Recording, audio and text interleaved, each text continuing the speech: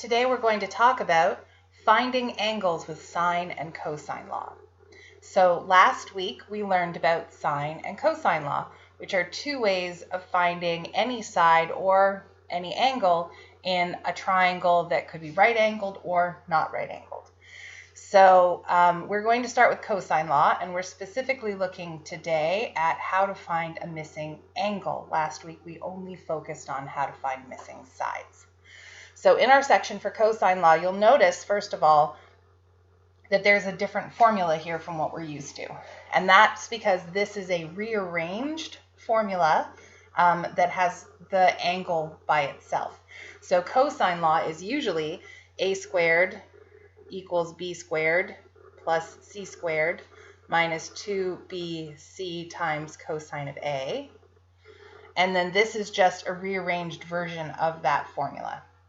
So we're going to try doing two different triangles using this formula just to see how it works out. So our formula is that cosine of A equals b squared plus c squared minus a squared, all divided by 2 times b times c. So sine law and cosine law, usually I would use sine law if I know an angle and an opposite side. And if I don't know an angle and an opposite side, I will try to use cosine law. So our first question says solve for x in each of the following triangles. Round your final answers to 2 decimal places.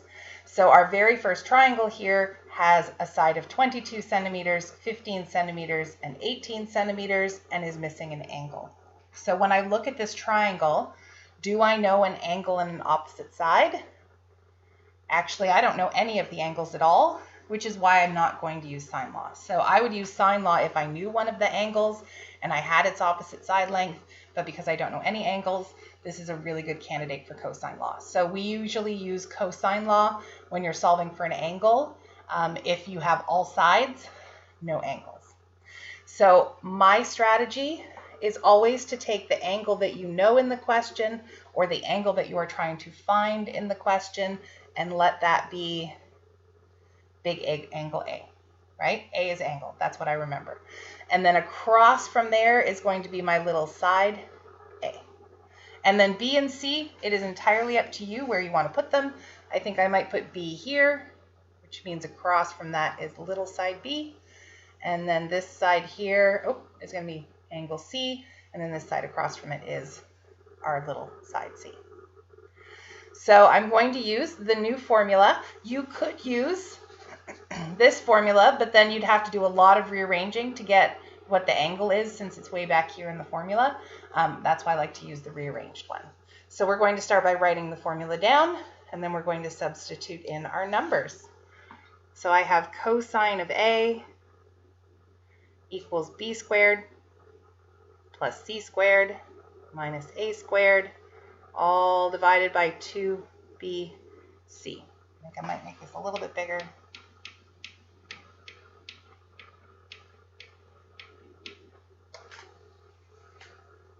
Okay, so angle A is just x, so cosine of x is b squared, so 22 squared, plus c squared, that's 18, minus 2 times b, so that's 22, times c, oh no, what am I doing? I got a little off track there. So it's 22 squared, and then plus 18 squared, and then I started doing the denominator, but I needed to do a squared. So a is actually 15 squared. Sorry about that. I'm sure that's going to confuse you.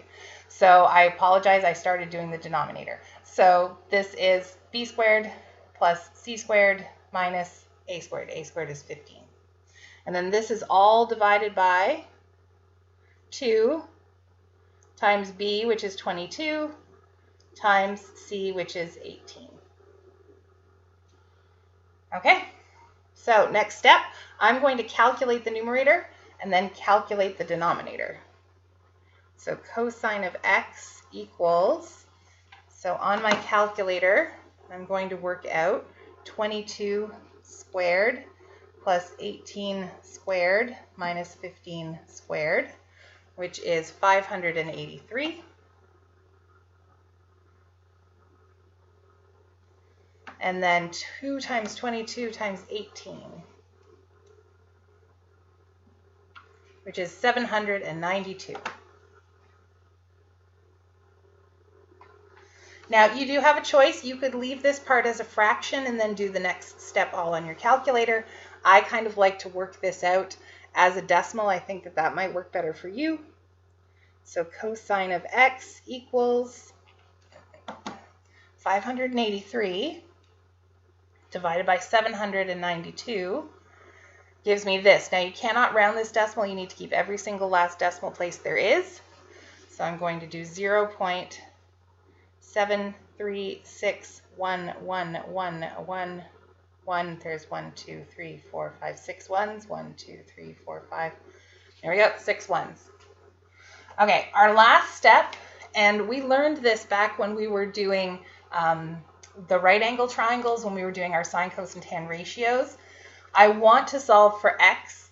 I need to find a way to get rid of the cosine. Not cosine with a number, just a cosine all by itself. And anytime you're trying to get rid of just a cosine without a number, we do the inverse cosine. So I'm going to take the inverse cosine of both sides. So on my calculator, I still have my decimal. So I'm going to do the inverse cosine, which is that little cos -1 above my cosine button. So if I press second, or maybe on your calculator it might be shift, so I'm going to do second and then cosine, and there's my answer. If you see what you type in on your screen, you should be able to do second or shift cosine and then hit equals, and it should work it out for you. And I ended up with 42.59. I want 2 decimal places, which would be 0.59, but I am going to take a peek at the next number. That number is an 8, which means we should round this number up. So if I round this up, that 9 is going to become a 10. So that's going to be a 0, and then that's going to push that 5 up to a 6. So it's going to become 42.60. So that means that x equals 42.60, and this is an angle, so it should be in degrees. So our final answer is approximately 42.60 degrees. Okay, you can join me in the next video to do the next example.